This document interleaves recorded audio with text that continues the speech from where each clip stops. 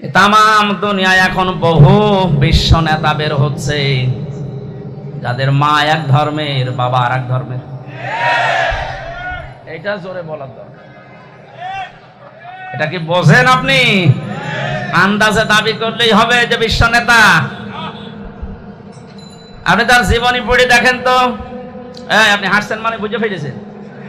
হ্যাঁ, আপনার অত বোঝার দরকার নেই। আমি কি এটা বানালাম বলেন তো? তার জীবনী পাওয়া যাচ্ছে, পড়েন।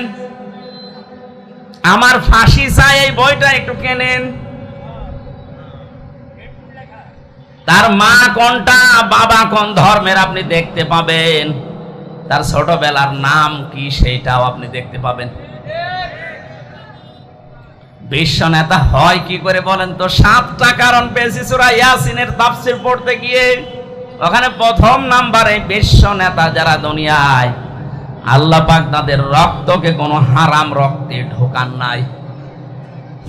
আজকের এই দিন থেকে কিয়ামত পর্যন্ত এই লোকটার মতো চরিত্র যারা দুনিয়াতে বানাবে তাদের জন্য 70 বার 71 বার না, কিয়ামত পর্যন্ত যদি আপনি নবী হয়েও মাফ চান, আল্লাহ মাফ করছে না, করবে না।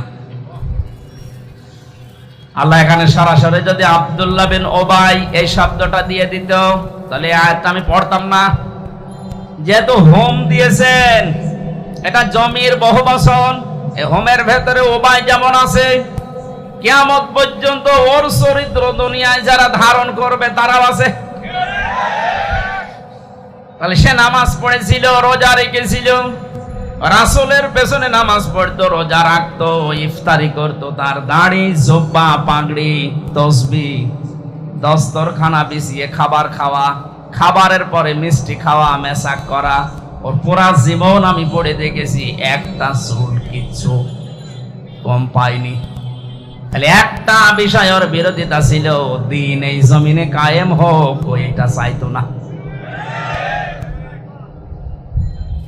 আমার মনে হয় এখন যদি কোরআনের আয়াত নাযিল হওয়ার সিস্টেম থাকতো, যেহেতু হোম শব্দটা আছে, বাংলাদেশে বহু মানুষের নামের আগে পরে আল্লাহ আয়াত নাযিল করে দুনিয়ায় পাঠিয়ে দিতেন। এর সাথে এবার আপনি জীবন মিলাবেন। দিন কায়েম নিজে করেন না, এই জমিনে দিন কায়েম হোক, আল্লাহর দিন, এটা আপনি চান না, চেষ্টা নেই। যারা করছে আপনি তাদের বাধা দিচ্ছেন এবং সাপোর্টও করেন না তাদের। এবং যে মানুষগুলো দিন কায়েমের বিরুদ্ধে আছে আপনি তাদের তলে তলে সাপোর্ট করেন। কথা বললেন না কেন? এই আচরণ যারা করছেন তারা যদি মনে করেন আমি তো নামাজ পড়ি, রোজা রাখি, হজ করে এসেছি, এরপরও আল্লাহ আমারে মাফ করবে না, মানে হ্যাঁ শোনেন এবার। এখন প্রধান উপদেষ্টার পেছনে লেখা দেখেছেন মাথার উপরে লা ইলাহা ইল্লাল্লাহু মুহাম্মাদুর রাসূলুল্লাহ। আমরা এইটাই চাই। কথা বলেন না কেন? শুধু এইটা না, বাংলাদেশের যে সমস্ত বিশ্ববিদ্যালয় কত ভাবে সয়েছ যে তুমি তোমারই খুনে লাল তায়েফের ভূমি, ফেরেশতা এসে চাই ধ্বংসের হুকুম, লৌহ মাখা মোহাম্মদ প্রাণেতে হাসরাত। আল্লাহ ক্ষমা করো এ তায়েফবাসীর,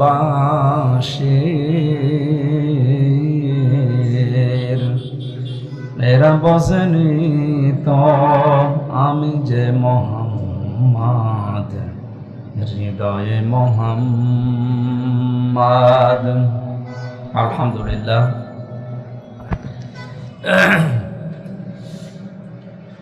চট্টগ্রাম ধনিয়ালাপাড়া মহল্লা কমিটি কর্তৃক আয়োজিত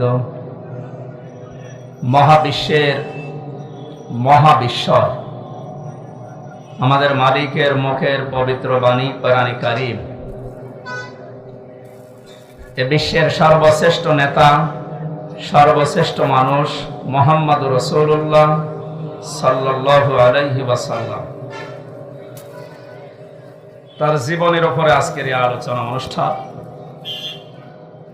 সিরাতুন নবী সাল্লাল্লাহু আলাইহি ওয়াসাল্লামের পবিত্র মাহফিলের স্বনামধন্য সভাপতি, বিশিষ্ট ইসলামী চিন্তাবিদ, শিক্ষাবিদ, বায়তুশ শরফ চট্টগ্রামের শ্রদ্ধাভাজন দায়িত্বশীল পরিচালক পীর সাহেব আলহাজ মাওলানা আব্দুল হাই নদভী দামাত বারকাতুহুমুল আলিয়া, মঞ্চে বসা ওলামায়ে কেরাম, সামনে বসা মুসলমান ভাইরা, পর্দার আড়ালের সম্মানিতা মা এবং বোনেরা, প্রশাসনের ভাইরা, বিশেষ করে যার মাধ্যমে সেই কুষ্টিয়া থেকে পর্যন্ত কোরআনের কথাগুলো বলার জন্যে, বিশ্বনবীর জীবনী থেকে কিছু শোনার জন্য এসেছি, বড় ভাই জনাব জাহিদ হোসেন, সবাইকে নিয়ে আল্লাহর দরবারে শুকরিয়া জানাচ্ছি আল্লাহর গোলাম হিসাবে আলহামদুলিল্লাহ। দরুদ আর সালাম পড়ছি আমাদের নবী মুহাম্মদুর রাসূলুল্লাহ সাল্লাল্লাহু আলাইহি ওয়াসাল্লামের প্রতি। রাত গভীর হয়ে গেছে, এই সময় মাহফিল শেষ হয়ে যাওয়ার দরকার ছিল। বাংলাদেশ সহ বিশ্বে কোরআনে কারিমের কথা যারা বলে তার ভেতরে অন্যতম এ বাংলাদেশের গর্ব বিশ্বনন্দিত মুফাসসির কোরআন শহীদ আল্লামা দেলাওয়ার হোসাইন সাইদি রহমাতুল্লাহ আলাইহি।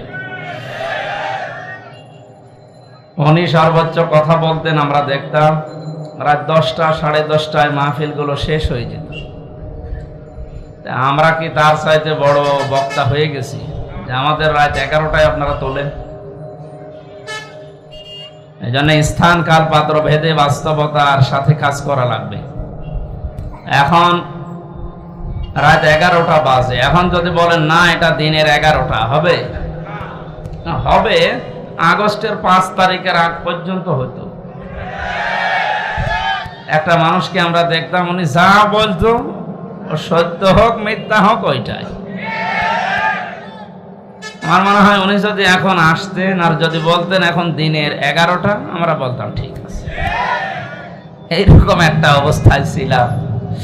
সাদাকে সাদা বলা, কালোকে কালো বলার যোগ্যতা দেশে আমাদের ছিল না। যাদের ছিল তাদেরই মুখ বন্ধ করে রাখা হতো। সুতরাং আমরা এত রাত পর্যন্ত অনুষ্ঠানগুলো চলা ঠিক না, এইভাবেই মত দেই। আগামীতে কোনো জায়গায় অনুষ্ঠান হলে সর্বোচ্চ রাত 10টা 10:30টায় শেষ করে দেবে। সামনে মাসের অক্টোবরের 3 তারিখে বাংলাদেশ জামায়াতে ইসলামী চট্টগ্রাম জেলা এবং ইসলামী ছাত্র শিবির চট্টগ্রাম মহানগরী যারা দায়িত্বে আছেন, ওনারা সিরাত অনুষ্ঠান একটা নিয়েছেন আমার লালদিঘি ময়দানে। মানে রাত 9টায় তুলবে, 10টা 10:30টায় শেষ হয়ে যাবে ইনশাআল্লাহ। 8:30টায় 8:30টা থেকে 9:30 বা 10টায় আমরা শেষ করে দেব। ওই রকম অনুষ্ঠান সাজাবেন, তাহলে আমি আসবো। আর এই পর্যন্ত যদি করেন যে তুলবেনই রাত 11টায়, তাহলে আমার আগে থেকে মানা করে দেবে। আমার তো আরো কাজ কাম আছে, শরীর টিকছে না। ওনারা জানেন আমি 3টে বছর জেলখানার ভেতরে ছিলাম বিনা কারণে, কিছু জানি না। আলহামদুলিল্লাহ কয়েকদিন আগে আমার মামলা সব খারিজ হয়ে গেছে।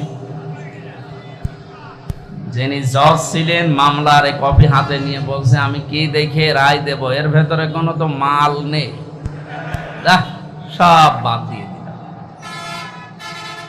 উনি এতদিনও এই মামলা হাতে ছিল কিন্তু রায় দিতে পারেনি, খারিজ করে দিলাম এ কথা বলতে পারেনি, কারণ ওনার হাত বাঁধা ছিল।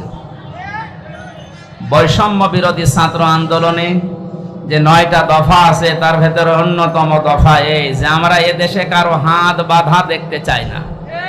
আমরা চাই সবার হাত খোলা থাকবে। আপনারা জানেন এদেশে 1628টা মানুষ দায়িত্ব পালন করে মেন ভাবে। এই যে এরকম চেয়ার 1628, কত এর ভেতরে 1627টা চেয়ারের হাত বাঁধা ছিল।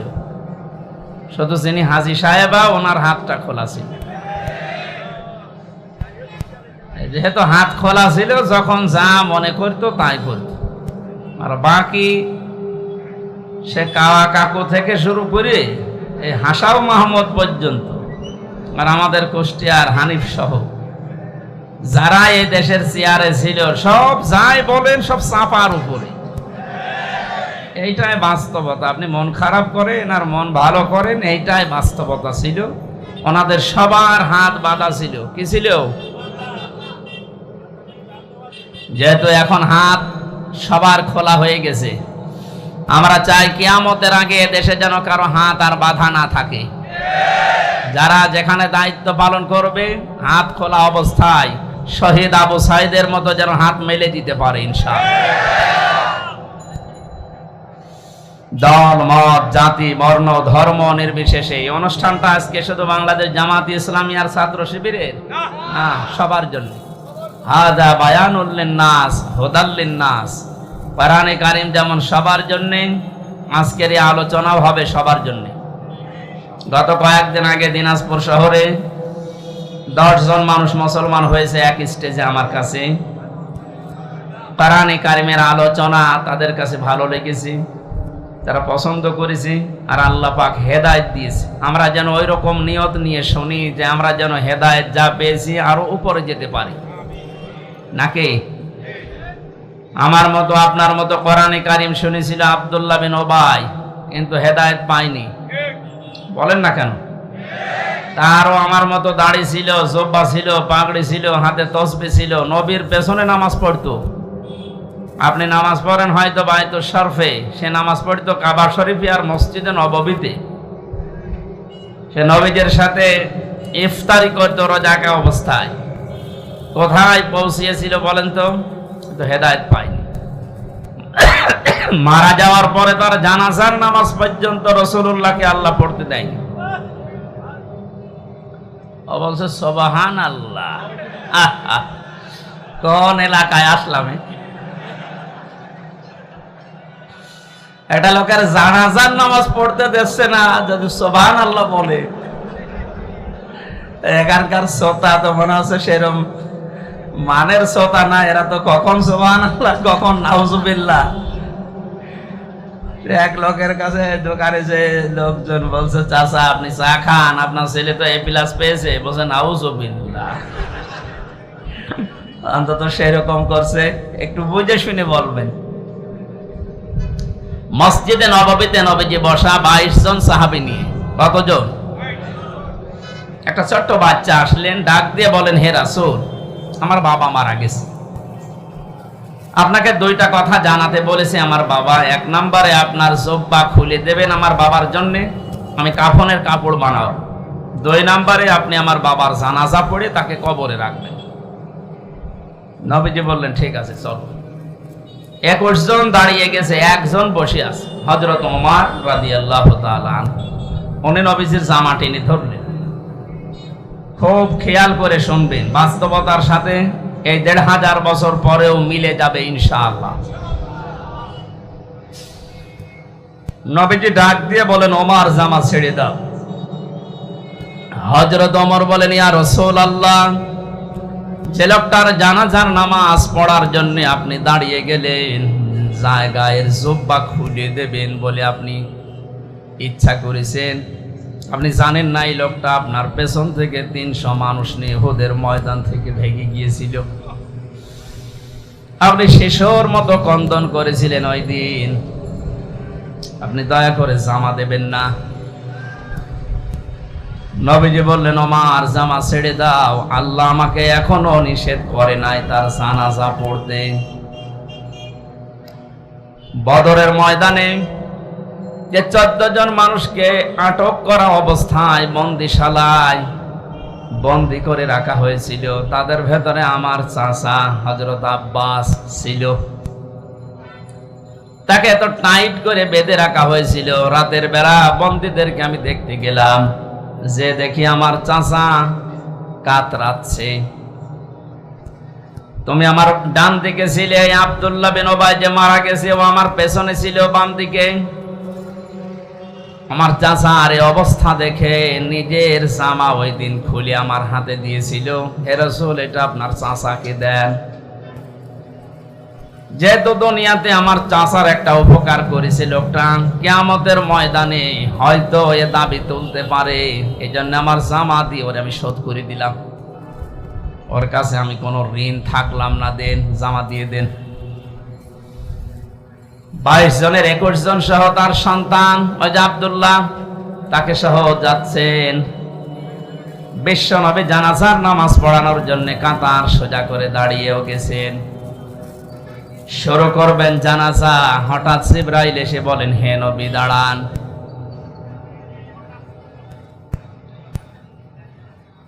ইস্তাগফির লাহুম আও লা তাস্তাগফির লাহুম ইন তাস্তাগফির লাহুম 70 মাররাতান ফালাই ইয়াগফিরাল্লাহু লাহুম ইলা আখির আয়াত।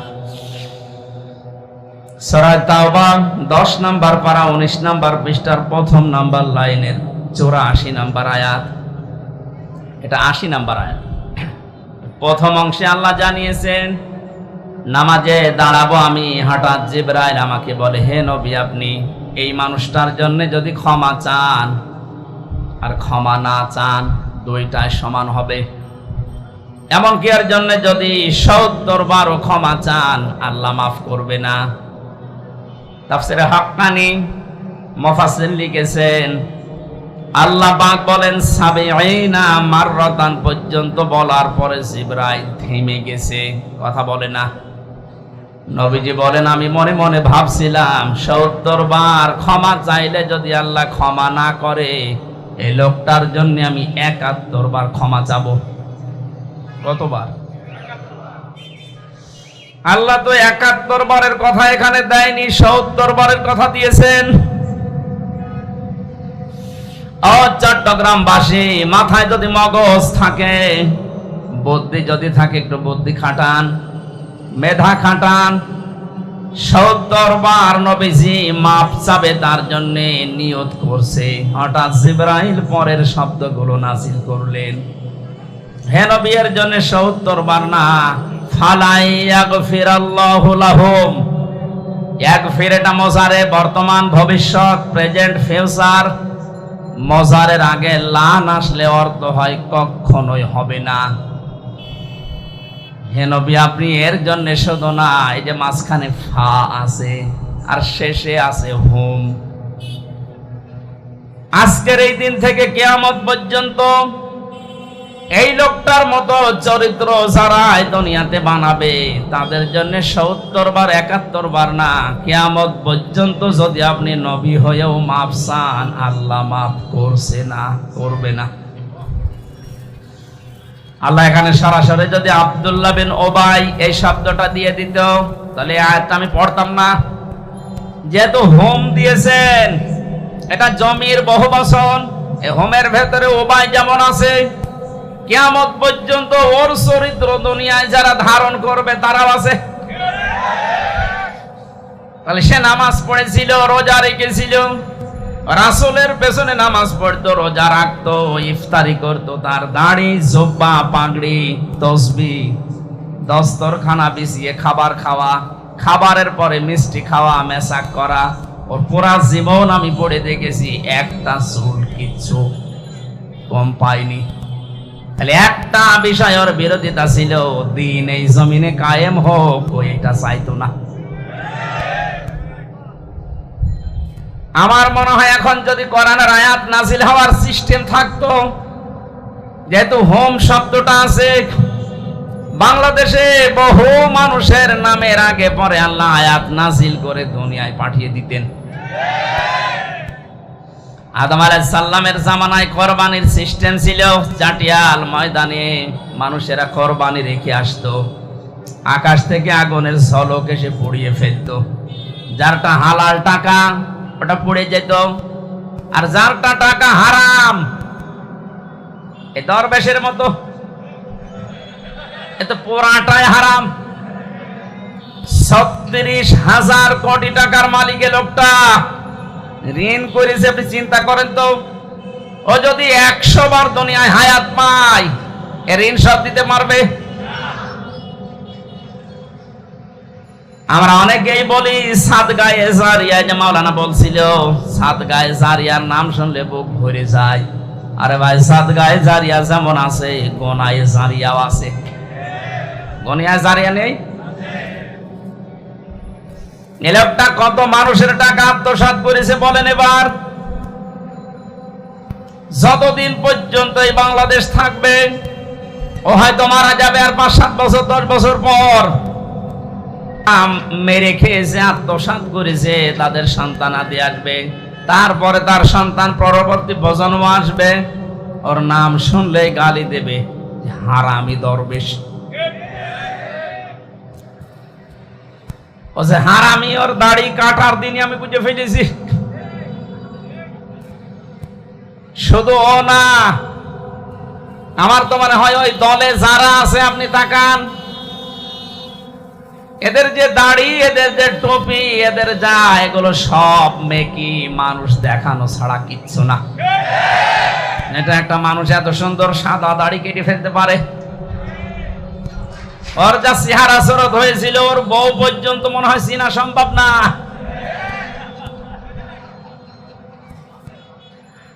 হোমটা দিয়ে যেহেতু আমরাও ঝামেলায় আছি, এই জন্য আমরা যেন ঝামেলায় পড়ে না যাই, সতর্ক হই।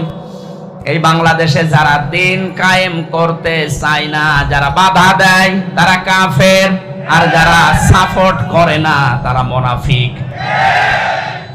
আব্দুল্লাহ বিন উবাই সরাসরি দিন কায়েমে ছিল না, ও বাধা দেয়নি, কিন্তু সরাসরি সাহায্য না করে এটা যেন কায়েম হতে না পারে তাদেরকেও সাপোর্ট করত।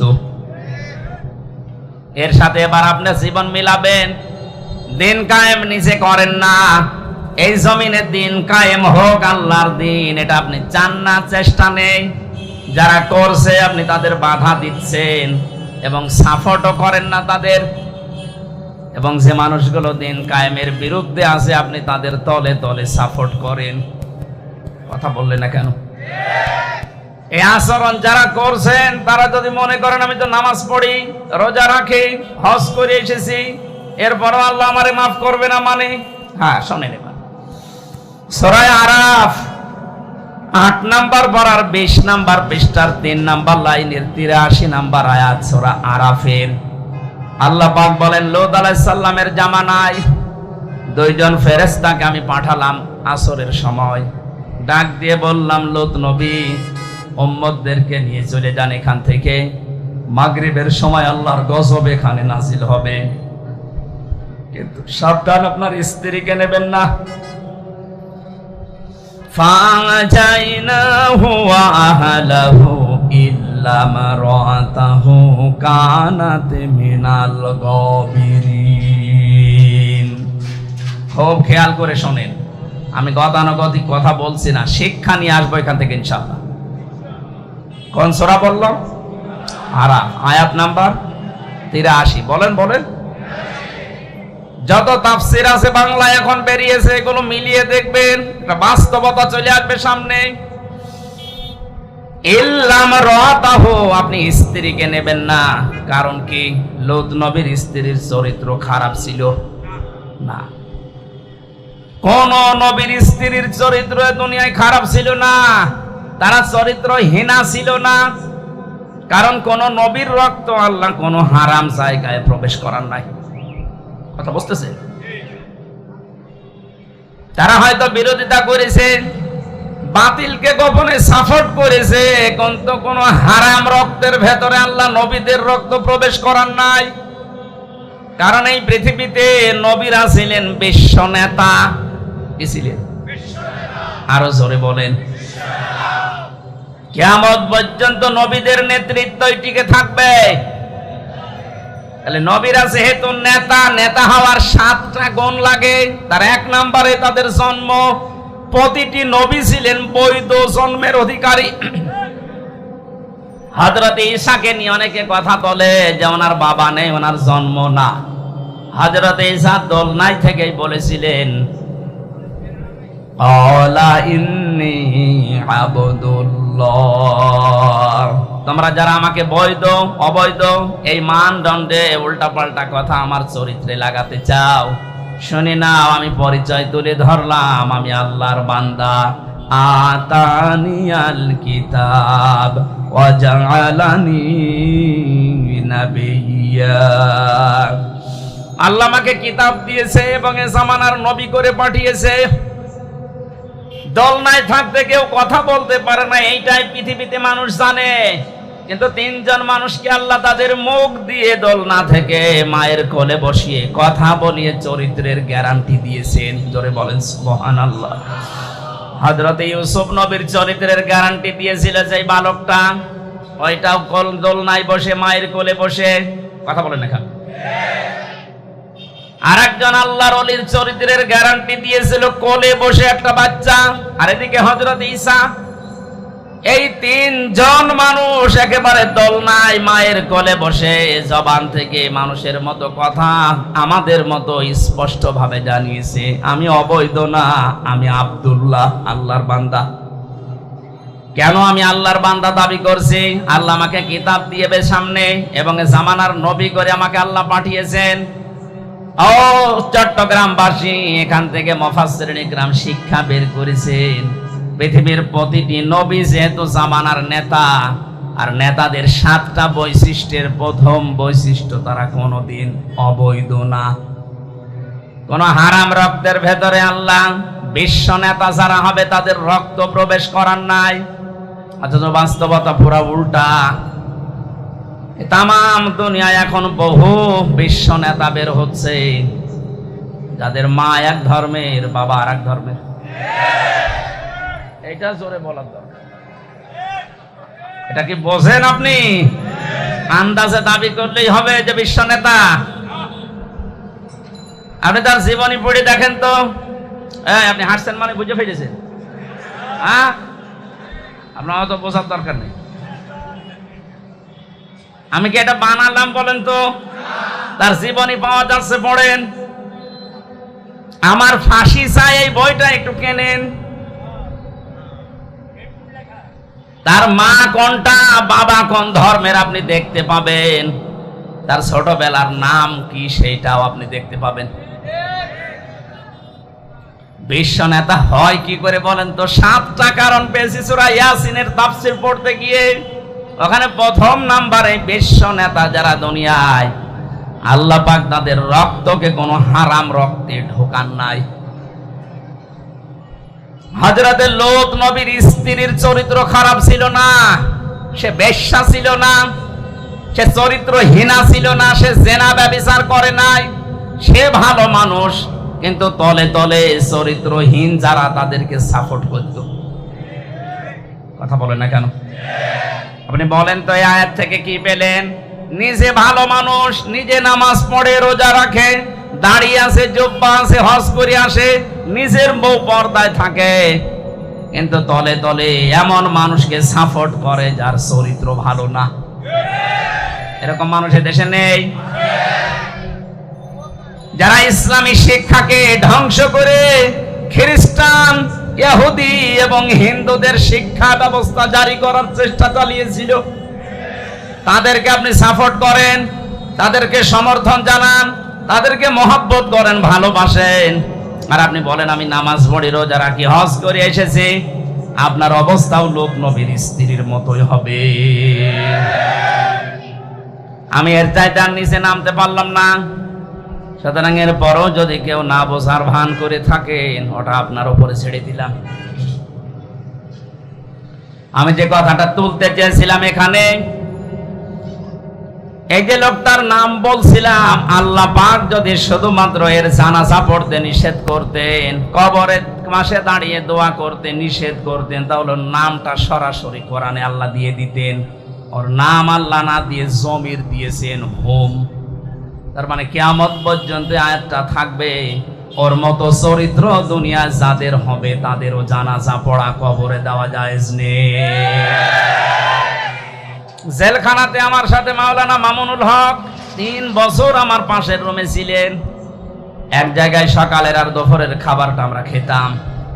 মাঝে মাঝে আমারে বলতো, হামজা বাইরে যদি যেতে পারি জীবনে কোনোদিন কাফেরদের জানাজা পড়াবো না। বলতাম ভাই আপনি কাফের পাচ্ছেন কোথায়? কাফের নেই মানে?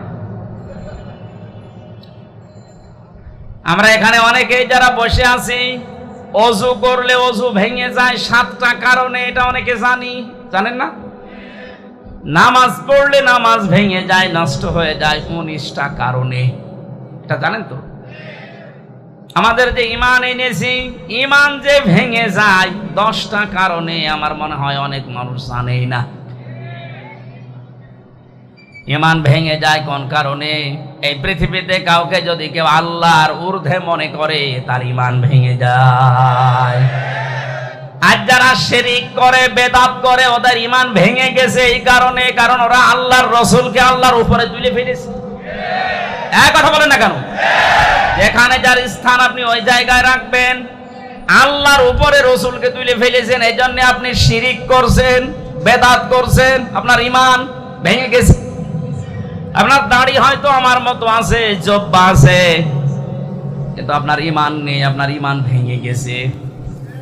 2 নম্বরে দুনিয়ায় আমরা দেখলাম এই 15.5 বছরে একটা মানুষকে উপরে তোলার জন্য এত জিকির করা, এত আলোচনা করা হয়েছে। আমার মনে হয় এত জিকির যদি আল্লাহর আমরা করতে পারতাম, আমরা আল্লাহর ওলি হয়ে যেতাম। কি হইল বলেন তো? 15.5 বছরে আল্লাহ বলেছিলেন কালিমাতুল্লাহি হিয়াল উলিয়া, আমার কালেমা থাকবে সবার উপরে। অথচ এই 15.5 বছরে দেখলাম না, আল্লাহু আকবার নেই, লা ইলাহা ইল্লাল্লাহ নেই, উপরে আছে অন্যজন। আল্লাহ এত বেশি রাগান্বিত হয়েছিলেন, সমলে ধ্বংস করে দিয়েছেন। এখন প্রধান উপদেষ্টার পেছনে লেখা দেখেছেন, মাথার উপরে লা ইলাহা ইল্লাল্লাহ মুহাম্মাদুর রাসূলুল্লাহ। আমরা এইটাই চাই, কথা বলেন না কেন? শুধু এইটা না, বাংলাদেশের যে সমস্ত বিশ্ববিদ্যালয় থেকে মনোগ্রামে ইকরা বিসমি রাব্বিকাল্লাযী খালাক, ইন্নাদ-দীনা ইনদাল্লাহিল ইসলাম, এগুলো বাদ দেওয়া হয়েছে। আমরা চাই এগুলো আবার পুনরায় ওখানে সংযোজন করা হোক। হ্যাঁ, দাবি করেন না? এটা কি দুনিয়ার কোন মানুষের দাবি? কেন মানুষের দাবি না? বিশ্বনবী যেই দিন নবুয়ত পাবেন, ওই দিন তাকে জিবরাইল এসে বলেছিলেন ইকরা, তিনি বললেন আমি পড়তে পারি না। দ্বিতীয়বার যখন বললেন ইকরা, বলেন না মা আনা বিকারি, আমি জানি না পড়তে। তৃতীয়বার যখন গম বুকে চাপ দিয়ে বললেন ইকরা বিসমি রাব্বিকাল্লাযী খালাক, নবীজি পর শুধু পড়েন নাই, 5টা আয়াত পড়েছিলেন। আমি আবার বলছি, গতানুগতিক কথা আমি বলি না, এখান থেকে শিক্ষা আছে 5টা। এদিকে তাকান। 1 নম্বরে জিবরাইল বললেন, এতক্ষণ বারবার বলি যে পড়েন পড়েন পড়েন, আপনি পড়েন না। এখন যে একেবারে 5টা আয়াত পড়লেন আমার সাথে, নবীজি বলেছিলেন যে এতক্ষণ তো আপনি আমাকে বলেননি যে রবের নামে পড়া লাগবে, আপনি শুধু বলেছেন ইকরা, পড়ো। কি পড়বো? যখনই বলেছেন বিসমি রাব্বিকা, রবের নামে, আমি আর দেরি করি নাই। এটা শুধু আজকে না, কিয়ামত পর্যন্ত আমার উম্মত যারা দুনিয়ায় আসবে তাদের জন্য এইটাই শিক্ষা, তারা যেন রব বাদ দিয়ে কারো নামে না পড়ে। অথচ এটা পুরা উল্টিয়ে ফেলেছিল ওরা,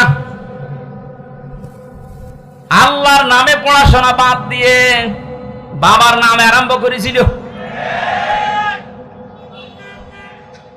সুনামগঞ্জের সাল্লায় এক মাদ্রাসায় ইসলাম শিক্ষা পড়াচ্ছে এক হিন্দু। কোথায় পৌঁছিয়েছিল শিক্ষা আপনি টের পেয়েছেন? আর এগুলোর জন্য দায়ী চট্টগ্রামের এই ছেলেটা।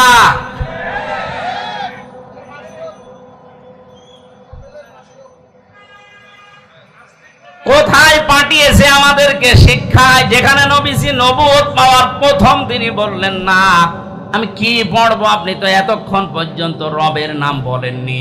রবের নাম বলার সঙ্গে সঙ্গে আমি পড়েছি। সুতরাং আমার উম্মতেরা যেন এটা কিয়ামত পর্যন্ত মনে রাখে যে রব ছাড়া পড়া জায়েজ নেই। রব বাদ দিয়ে যদি পড়া হয় ওটা পড়া হবে ঠিক, কিন্তু ও পড়ায় মানুষ হবে না।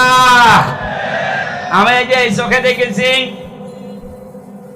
বিশ্ববিদ্যালয় থেকে অনার্স মাস্টার শেষ করে বের হয়ে যাবে কয়েকদিন পর, শিক্ষক ক্লাস নিচ্ছে, জুতা দিয়ে পিটাচ্ছে ছাত্র, বলছে শালা তোরে মেরেই ফেলবো।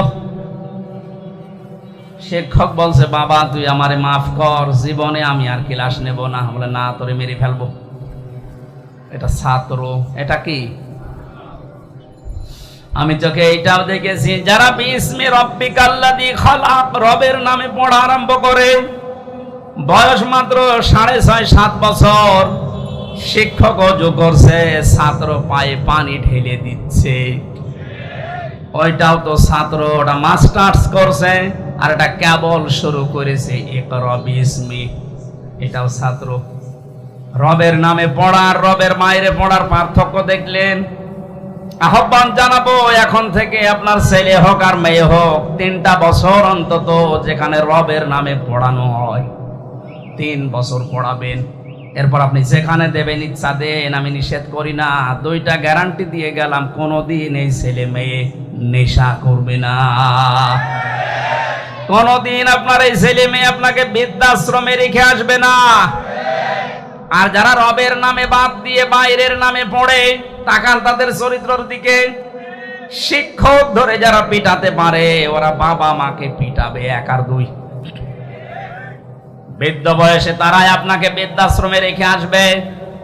এজন্য বহু চেষ্টা চালিয়েছিল বিভিন্ন কায়দা কৌশলে, পারে নাই।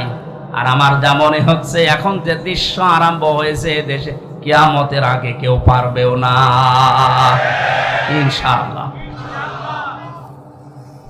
তাহলে পড়া আরম্ভ করা লাগবে কার নামে? আর বজরে বলেন। নবীজি ওখান থেকে বাড়িতে আসলেন, ডাক দিয়ে বললেন সাম্মিলুনি সাম্মিলুনি ইয়া খাদিজা, আমাকে ঢেকে দাও, আমি ভয় পেয়েছি হে খাদিজা। এখানে যদি মেয়েদের কানে আওয়াজ যায়, তাদেরকে বলছে সম্মানিত মা বোনেরা, আপনার তো আদর্শ হওয়া দরকার এই দুনিয়াতে 6 জন নারী, যেটা আল্লাহ রাসূলের ঘোষণা দেওয়া। এই পৃথিবীতে একজন মহিলাকে আল্লাহ নিজে সালাম দিয়েছেন, তিনি আমাদের মা হযরতে খাদিজাতুল কুবরা রাদিয়াল্লাহু তাআলা আনহা।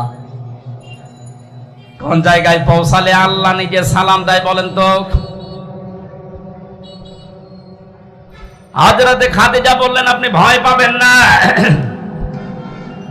হাদিস শরীফ সাক্ষী, কিয়ামত পর্যন্ত দুনিয়াতে যত স্ত্রী আসবে, এই স্ত্রী লোকগুলো যদি তাদের স্বামীর পক্ষে এই 5টা কথা বলতে পারে, আমরা যারা স্বামী আছি তারা যেন বিশ্বাস করতে পারে আমরা সঠিক পথে আছি।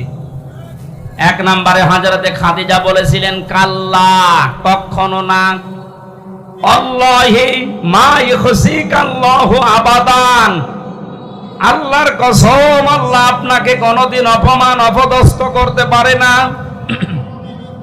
ইন্নাকা লা তাসিলুর রহিমা, কারণ আপনি এই দুনিয়ায় রক্তের সম্পর্কগুলো ঠিক রাখেন।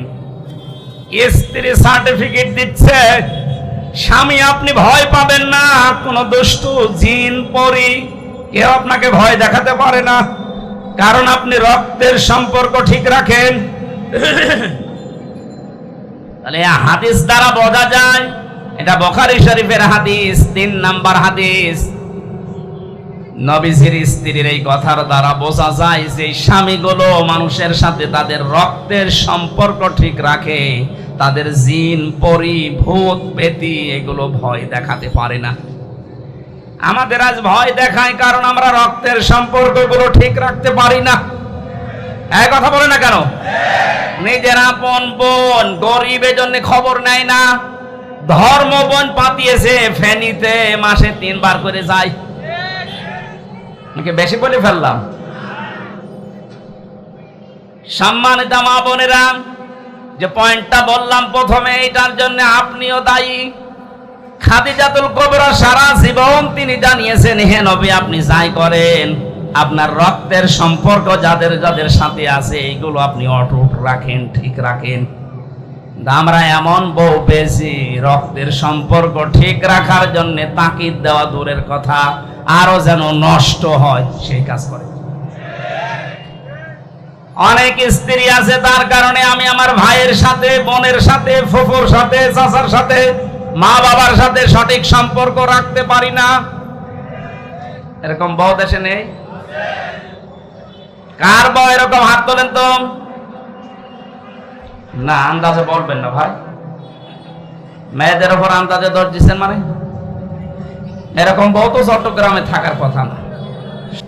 2 নম্বরে হযরতে খাদিজাতুল কুবরা জানিয়েছিলেন, পৃথিবীর মহিলারা যদি চাও যে আমার স্বামী বেশি দিন বেঁচে থাক, আমার স্বামীর ইজ্জত, সম্মান, টাকা পয়সা এগুলো আরো বেড়ে যাক, তাহলে তুমি সব সময় স্বামীকে তাকিদ দেবে যে স্বামী তুমি যাই করো অন্তত রক্তের সম্পর্কগুলো ঠিক রাখো।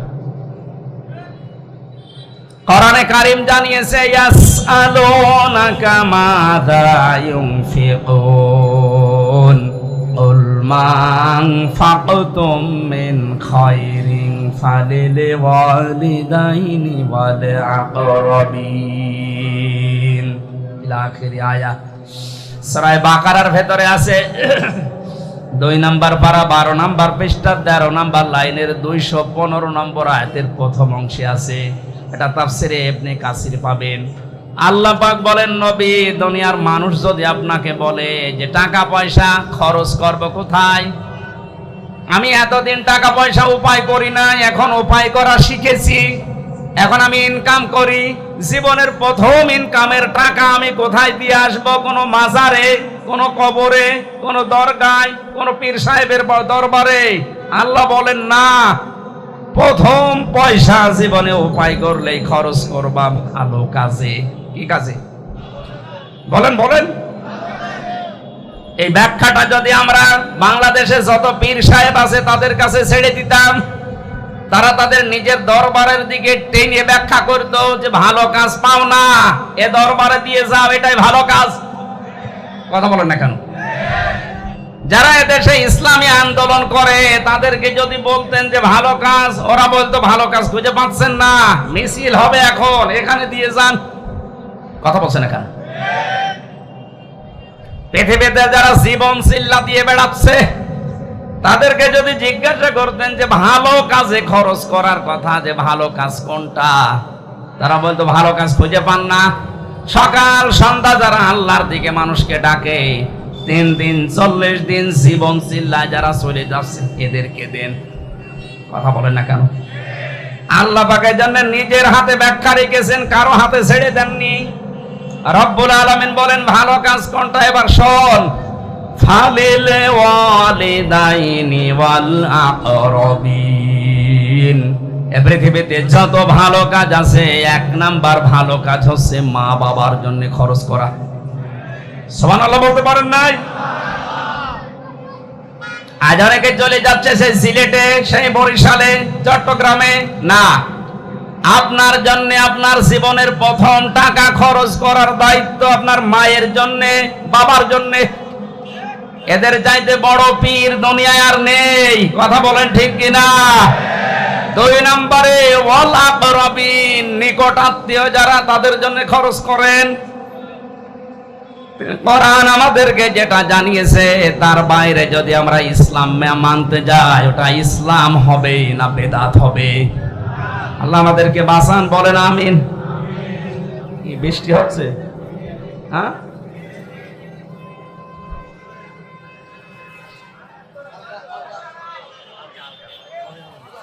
এখানে কিছু দেওয়া নেই,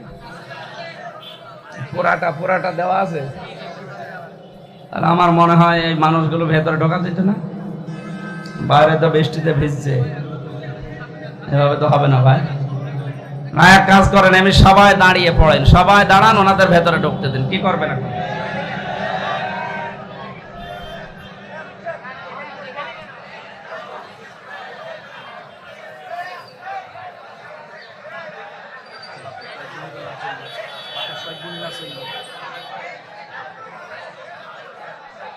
সুবহানাল্লাহ, আলহামদুলিল্লাহ।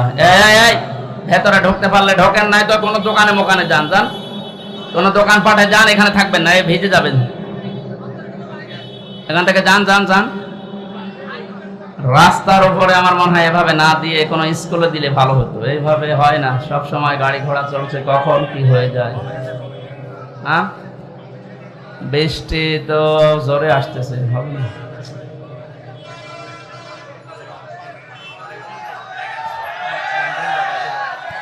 এই যে ব্যাংকারে কি এই বাংকারের জায়গা আছে? এই এই যতটুকু ঘেরা আছে এখানে অন্তত পানি পড়বে না, অপরের ত্রিপল দেওয়া আছে। ভেতরে আসেন, আরো ভেতরে আসেন। আর যাদের একেবারে জায়গা হচ্ছে না, না একটু কাজ করেন, বাড়ি চলে যান কষ্ট করে।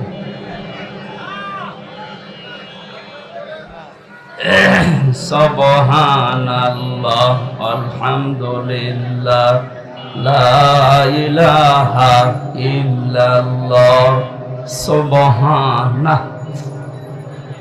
অনেক জোরে হয়ে গেল বৃষ্টি।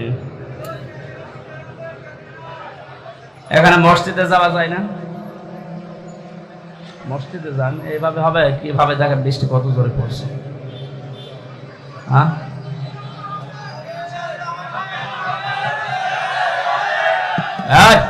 আবেগ দিয়ে চলে না, ভিজে গেলে অসুস্থ হয়ে যাবে।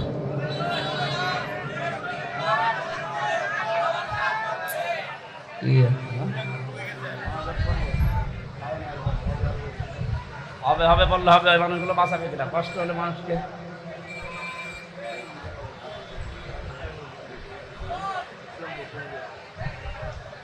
ম্যাক্সিমাম ঢুকে গেছে, এরা কি মানুষ না?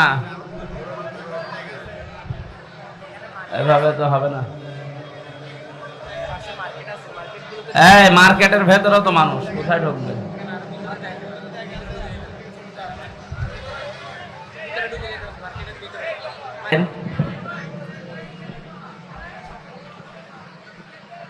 যে যেই কাজ করে না সেই কাজের জন্য যদি কাউকে দোষী বানিয়ে শাস্তি দেওয়া হয়, কিয়ামতের দিন ওই লোকটা আল্লাহর মামলার আসামি হয়ে যাবে। এই জন্য 15.5 বছর আমরা জানি, যারা সরকারি দলের বাইরে ছিলাম, সে যে দলে থাকি কম বেশি আমরা জুলমের শিকার হয়েছিলাম। যারা যারা এই জুলমের সাথে জড়িত, বাংলাদেশ জামাত ইসলামের শ্রদ্ধাভাজন আমির ডাক্তার শফিকুর রহমান ঘোষণা দিয়েছে, আমরা সাধারণ ক্ষমা করে দিলাম। কিন্তু যারা ভিকটিম, যাদের দ্বারা অত্যাচারিত হয়েছেন, আপনি নির্ধারিত করে তাদের নামে মামলা হামলা যা করবেন করেন, কিন্তু বাকি সাধারণ কোনো মানুষ যেন কষ্ট না পায়। এটা খুব গুরুত্বপূর্ণ একটা পয়েন্ট উনি দিয়েছেন আমাদের জন্যে। আমরা যারা ইসলামী আন্দোলন করি, এদেশে ইসলাম কায়েম হোক, এটা আমরা যারা চাই, ওনার এই কথাকে মেনে নেওয়ার আহ্বান জানাচ্ছি। সাধারণ কোনো মানুষ যেন আপনার দ্বারা নির্যাতনের শিকার না হয়। না, বৃষ্টি যেভাবে হচ্ছে আর হবে না। আল্লাহুম্মা আমিন। লা ইলাহা ইল্লা আনতা সুবহানাকা ইন্নী কুনতু মিনাজ জালিমিন। রব্বুল আলামিন, কোরআনে কারীম এবং নবীর জীবনী শোনার জন্য বড় আশা নিয়ে আমরা বসেছিলাম। আল্লাহ তাআলা, প্রাকৃতিক এই কারণ তোমার হাতে, তুমি দিয়েছো কোন দৃষ্টিতে এই বৃষ্টি আমরা জানি না। আমরা আশা করছি এটা রহমতের বৃষ্টি। বাইরে যারা আছে, বৃষ্টির কারণে অনেকে ভিজে যাচ্ছে, অসুস্থ হয়ে পড়বে, আর মানুষকে কষ্ট দেওয়া হারাম। এ কারণে আমরা শেষ করে দিলাম।